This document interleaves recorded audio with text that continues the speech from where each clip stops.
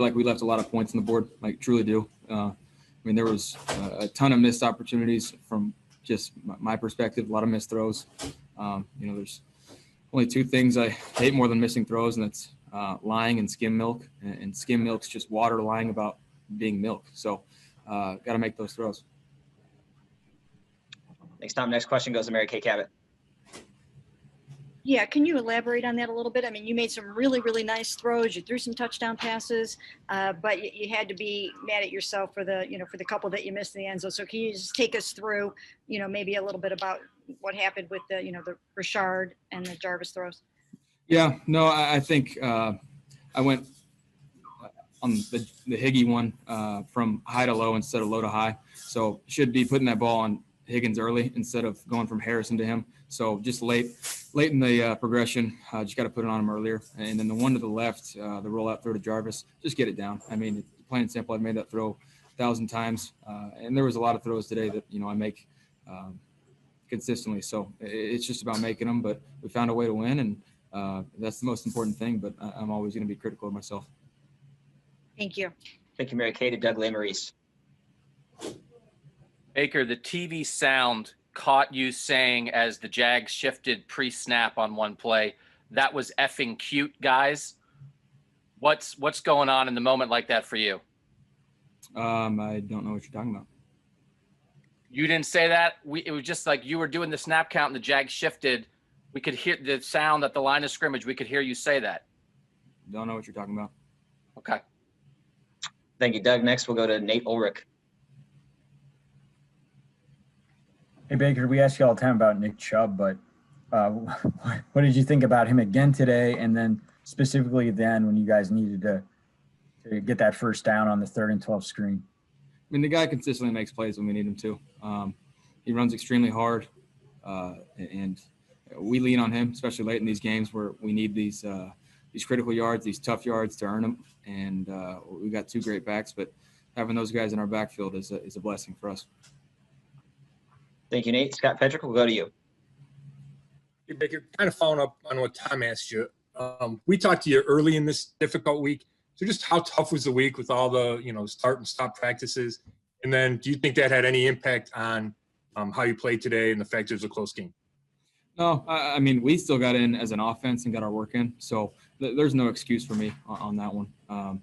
Yeah, it's a different week, but we've said that we adjust and adapt, and the best teams this season will have to. So I just have to be better, and I feel like I left a lot of points on the board. Thanks. Thanks, Scott. We'll go to Jay Trotter. Yeah, Baker, how you touched on Jarvis earlier. How important is it to get him going like you had him today, going into the backstretch of the season, as you guys try to get into the playoffs here? Getting him the ball early just gets him in a different frame of mind. He just once that ball's in the air, it's his and his only, and so he's about to turn it on, and we know he can do that. He's done it consistently always, so we're going to lean on him. But we got a lot of great weapons. He's just the cherry on top. You guys have had some great moments, obviously offensively. Probably still trying to put together the complete game. Going into these final few games, we're going to be playing some better teams, some better defenses. How do you feel about the offense going into this stretch? We're continuing to do whatever it takes to win. I know I overheard somebody ask Joel about it. We still haven't played our best ball yet, and I truly believe that, but I feel like we're improving at the right time. And so for us to continue to improve and find ways to win at this point in the year, I think is the most important thing from a big picture mindset. But we just have to be better next week. Thanks, Jake. We'll go to Steve Dorshik. Baker, to what extent was it in your mind that with the defense having assorted issues this week, it was going to be on the offense to take pressure off the defense with all of the issues they had to overcome? I mean, we knew with everything going on, when we're the only half of the team going into practice, it was going to be a little bit different. So I wouldn't say it's any added pressure by any means, but we knew that this is a game that we were expecting to have a lot of success. And so that's why I'm being very critical on the fact that we left points on the board. So no added pressure. We just expected to be a lot better today. Thank you, Steve. To Jeff Shadell.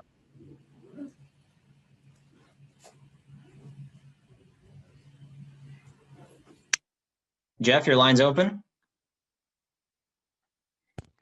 Hey, I want to ask you, when you talk about you finding a ways to win, how have you seen this team grow in the 3 years you've been here? Because there were times when you guys would not overcome those situations. I'd start by saying it's just a completely different team. Personnel-wise, obviously staff-wise, it's just we talked about building a culture and a foundation of winning early on in the spring and having to do that over Zoom meetings. And I think that foundation is coming in clutch when these close games happen. And the things we talk about, important situational football moments, we're able to capitalize on those. And so I would count that to those moments. Thanks, Jeff. We have time for 3 more. Nate Ulrich, Scott Petrick, and Mary Kay Cabot. Nate, go ahead. Hey, Baker, obviously, you had the sequence where you miss Kareem out there in the flat, and then he runs for it on 4th and inches. They measure, you don't get it. What did you think of that sequence? And then what does it say about you guys after, the Jags capitalize on it to be able to finish the game? What were you telling guys after that sequence, and what did you think of it? We just have to convert on those critical downs. I got to make that throw. We've got to keep the chains moving and put the game away. And then the defense, getting back out there and having a penalty called a little iffy, but they did everything they could and stopped the 2-point conversion. So we were able to get back out there. It's just always the most important play is the next one.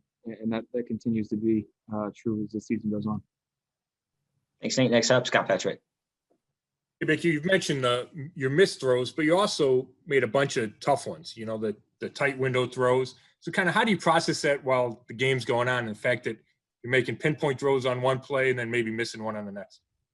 I'd say if you asked any quarterback, the hardest throws are when guys are just standing there by themselves. And sometimes you overthink it in split seconds, but those are just routine throws when you throw on air that you always make. So there's no reason to overthink it. Just got to make it the next time. Thanks.